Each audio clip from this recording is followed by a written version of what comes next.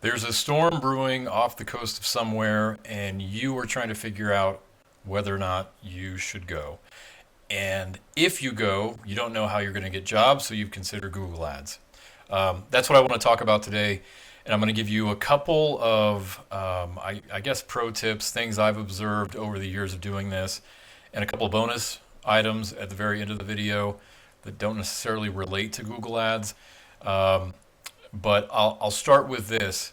If you're watching this video and there is a hurricane bearing down, a few miles offshore, it's too late.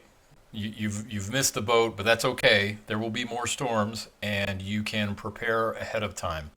Um, so, should you do you have the funds to do it? That's the most important thing. When you are considering storm chasing, you've got to factor in payroll, per diem, fuel, lodging. You've got a lot of financial considerations, and not everybody takes into account advertising and marketing expenses. So if you're not willing to risk, and if you don't have set aside $5,000, and it's just a number I've made up, then I wouldn't consider it. I wouldn't do any ads at all. Go, but I wouldn't use ads to generate that work. So why $5,000? You may spend far less than that, and you may spend a little bit more. I've seen both happen. If you don't manage ads correctly, you'll spend a fortune. I mean, you will absolutely spend a fortune, and you may get nothing in return if you haven't prepared accordingly. But have that number, $5,000, in your mind for the ad expense itself and some sort of management, maybe some social media marketing, things like that. 5 grand. That's the number. If you don't have it, or if you're not willing to spend it, don't bother with any kind of digital efforts. Second, anytime I do campaigns to try to generate storm related work, I need to be as specific as I possibly can. So I want to be wise and precise with my ads.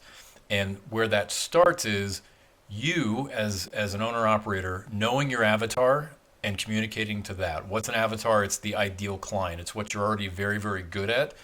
That might be what I call the blue collar floods, the $2,500, $3,500 range. That may be higher end residential. That might be small commercial. You know what you excel at, and that's the type of client I would target if you're traveling out of state or traveling across the state to work a storm event. The better you can communicate that to me or a company like mine, the better we can be in precision with our communication to that specific client. So just like we don't target, a 45-mile radius like we used to with Google Ads, we don't want to just lump in 15 million people and say, hey, show my ads to these people. I want very specific types of people within that larger group. That's going to spend your money in a much wiser and more efficient manner. So knowing your avatar and communicating that to your advertiser is key. Then know your game plan going in. Are you doing mid and recon or mid only? Don't make that decision in the middle of a project.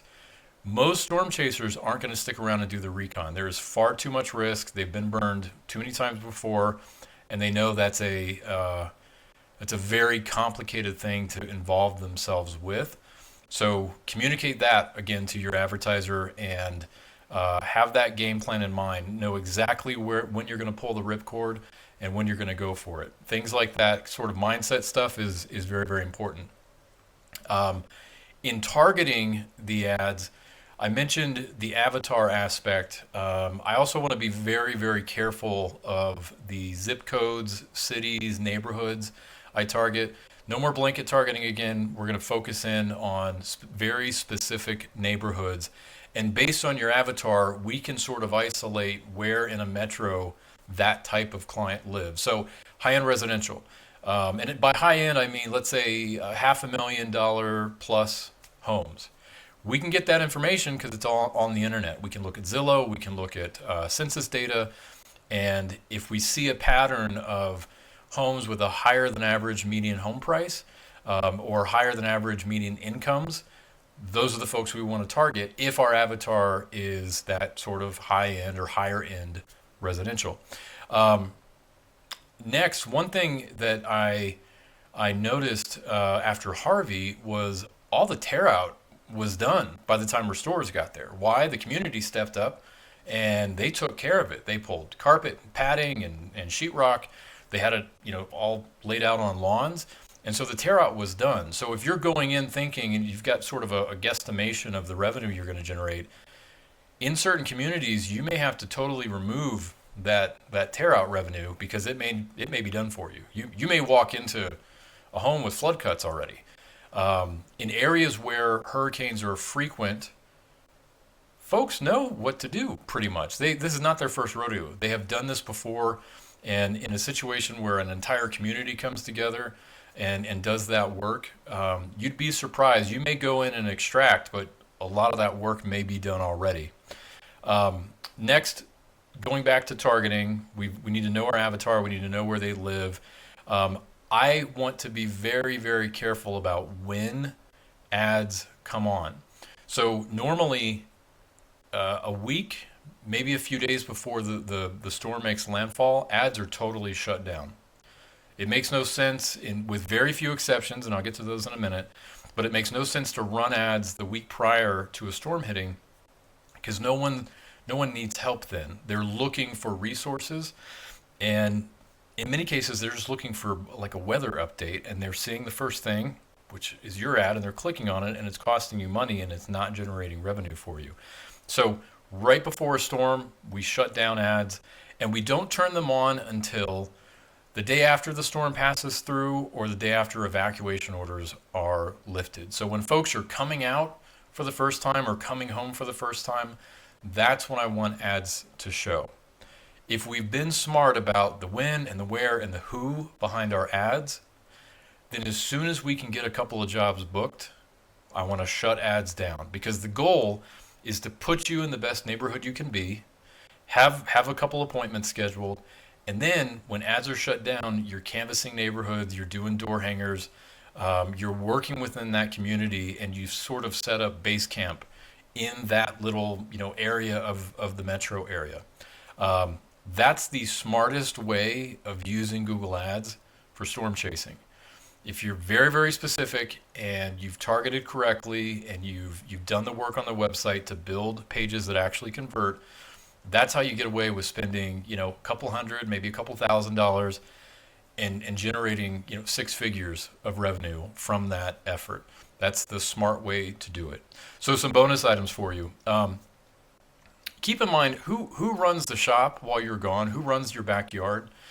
I have seen some guys go and storm chase and get rich, and I have seen other guys stay at home and just eat up all the work in that backyard. Maybe take over some clients from guys who are out, for a month or two storm chasing. So if you're considering going, keep that in mind. Who's here running home base? If you don't have anybody to run home base and you've actually worked to build relationships in your community, you might want to think twice. It might not be the right time, the right season for you to go. You may need to wait a year or two to do that. Next, social media is powerful in determining where to go. The way things are, people tend to post about stuff in their life before they pick up a phone and call someone to deal with it. So I learned in Harvey, and I saw it again in Florence, that if you follow hashtags and from hashtags maybe follow some local news organizations, you can get some great intel just through Twitter, Instagram, Snapchat, maybe TikTok. You can really get some eyes on the ground through social media. So that was the first time I saw it was Harvey, and then I've seen it in subsequent storms and hurricanes. It's kind of an interesting phenomenon, but Twitter, something like Twitter can be your friend in really honing in on where I should go. Next, you may want to go yourself first before you send the entire crews down. If you're going to scout out the area and you realize it's a bus, you've only spent a couple hundred, maybe $1,000 in travel expenses, rather than having shipped 2, 3, 4 trucks down and all those payroll dollars. So I would suggest you or an operations manager you trust go first and sort of spy out the land before everybody just packs up and goes. Last thing I'll mention, and it's going back to when to turn ads on. I noticed something for the very first time in Florence that folks who lived right on the beach were calling 2 and 3 days before the storm hit to get put on lists. And I'd never seen that before. So now I saw it a little bit after Michael in the Panhandle area where folks, it's common to have, a beach home or rental property. Folks who have gone through this, a dozen times over the years, who know that having a beach house, this is just how things work. Occasionally a hurricane's going to come through and cause some damage. Those folks may call and ask it on your list prior to that storm making landfall, but that's a rare thing. Most communities within the Gulf and the East Coast, this is not an every year thing. It might be an every 3, 4, 5 year thing, but most people are not going to be looking for a solution until they can come home and check out the damage for themselves, or it's the following day, they've got light, they're looking around, they see some issues, and they make that phone call.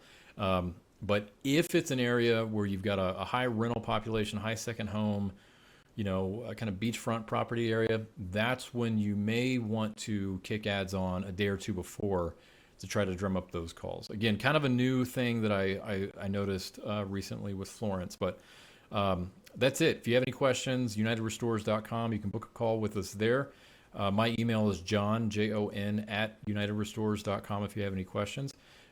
Do check out Clark Brown's video on the Alliance of Independent Restorers channel. It's a very thorough presentation on should I stay or should I go when it comes to storm chasing. Appreciate it. Take care, and I'll see you around.